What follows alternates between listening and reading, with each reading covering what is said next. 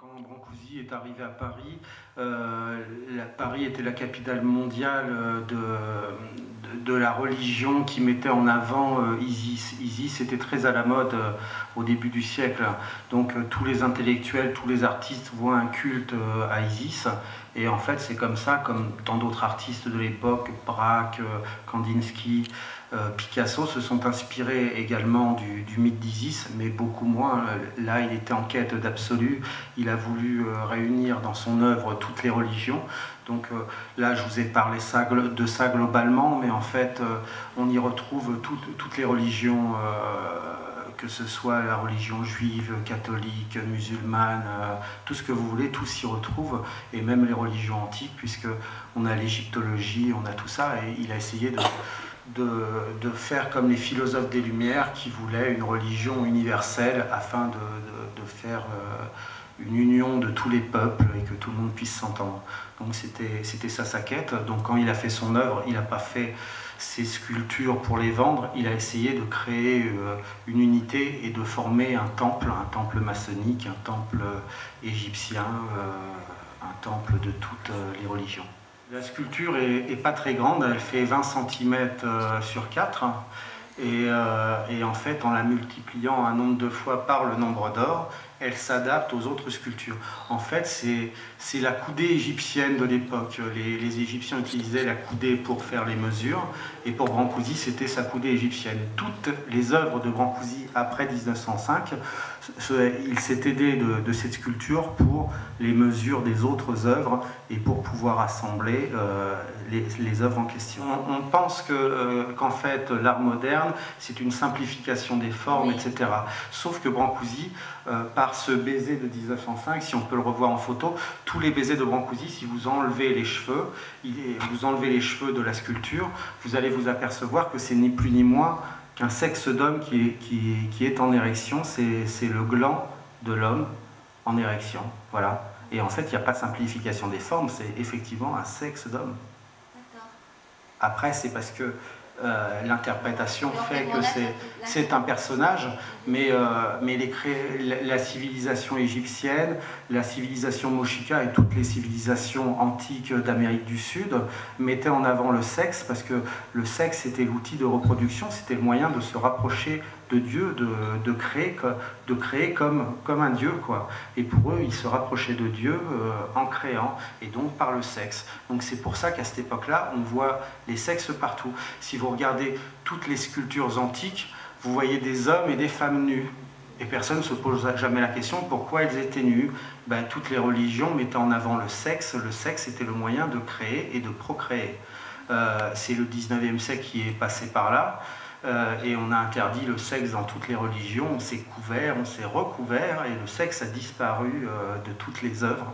Et on a caché le sexe, mais à la base, tout ça n'est que religion. Les détails dont vous parlez, ce sont des symboles de francs-maçons. Ça représente quelque chose. Ça va plus loin que l'abstraction. En fait, c'est pas l'abstraction, c'est des symboles. Vous avez en fait les yeux, par exemple, vont représenter sur le côté du baiser, sur un des deux côtés, puisque les deux côtés sont différents. Sur l'un, vous avez deux pyramides qui sont couchées et inversées par le miroir d'Isis. La bouche représentant le symbole phi avec le cercle et le trait passant devant. Donc en fait, encore une fois, ce ne sont pas des formes simplifiées, ce sont des symboles que vous imaginez être une bouche et des yeux. Et de l'autre côté, c'est inversé, puisque ce côté religion matriarcale et patriarcale fait que si la bouche est le symbole phi, les yeux seront le symbole phi de l'autre côté, et vice-versa. Puisque l'entrejambe, par exemple, c'est l'œil d'Horus, c'est pas une entrejambe, c'est l'œil d'Horus. Donc vous imaginez que ce sont des simplifications de formes, mais quand il va faire le phoque, il ne simplifie pas le phoque, il fait un pénis en érection. Quand il fait le crocodile, il ne simplifie pas les formes, il fait le sexe du crocodile. Lorsqu'il va faire le coq, il ne simplifie pas la forme du coq, il fait juste le cul du coq, qui se lève, et si vous prenez un coq, il l'a même pas simplifié. C'est juste la réalité anatomique. Si vous prenez les bouquins qui ont été faits au 19e siècle par les premiers scientifiques qui ont disséqué les animaux, c'est exactement les mêmes croquis qu'a utilisé Brancusi pour faire ses œuvres. Donc ce n'est pas une simplification des formes comme vous pouvez l'imaginer, c'est votre imagination, votre perception de l'œuvre. Si vous ne connaissez pas les secrets de Brancusi, vous imaginez, c'est pour ça que tout le monde a imaginé que l'œuvre de Brancusi c'était magnifique, parce qu'il avait simplifié les formes à l'extrême, etc.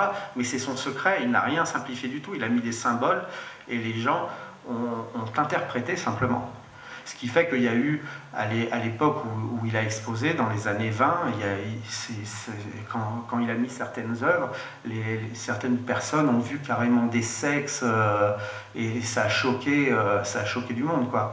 Mais ça allait beaucoup plus loin que ça, hein. C'est l'interprétation, et c'est la civilisation actuelle qui peut trouver ça vulgaire, mais si vous voyagez dans le temps, si vous vous intéressez à l'histoire de l'humanité, tout est pur, c'est que de la création. Alors, depuis combien de temps j'étudie ce sculpteur? J'ai commencé à étudier ce sculpteur il y a une dizaine d'années. J'ai beaucoup étudié ces 5 dernières années, et j'ai passé, on va dire 18 heures sur 24 pendant les 6 derniers mois avant la découverte finale, dessus pour découvrir l'intégralité des choses.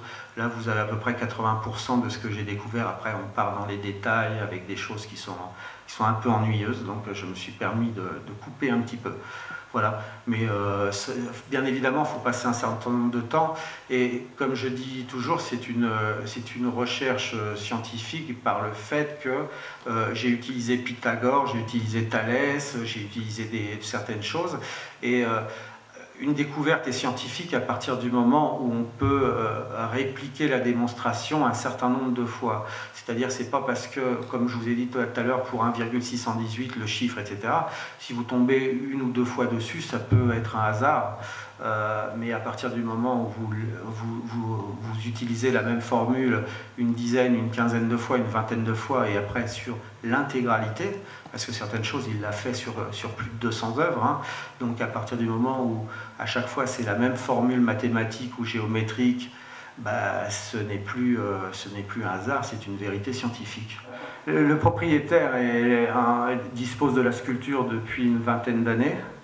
Il ne savait pas au départ la valeur de sa sculpture, il ne connaissait même pas Constantin Brancusi, elle était sur son bureau, et un jour une personne est arrivée qui était un galeriste, hein. Il a pris la sculpture dans les mains, il l'a retournée, il lui a dit mais c'est un Brancusi, et voilà comment c'est arrivé. Mais à partir de là, bon, il a présenté à un certain nombre d'experts la sculpture. Les experts étaient très sceptiques du fait qu'ils ne connaissaient pas le mystère de Brancusi et tout ce que je vous ai expliqué aujourd'hui. Et donc les dimensions ne correspondaient pas aux autres œuvres de Brancusi, donc tout le monde était un petit peu sceptique. Et à partir du moment où on a découvert, qu'on a rassemblé ces 2 coques et qu'on voit la forme, c'est vraiment la forme de l'œuvre, et c'est au millimètre près, hein, ça épouse totalement les contours du dos de la femme du baiser. Donc il n'y avait aucune, enfin il y a aucun doute que Brancusi ait utilisé cette sculpture, surtout après avec le reste, 1,618 et tout ce qu'il y a dessus.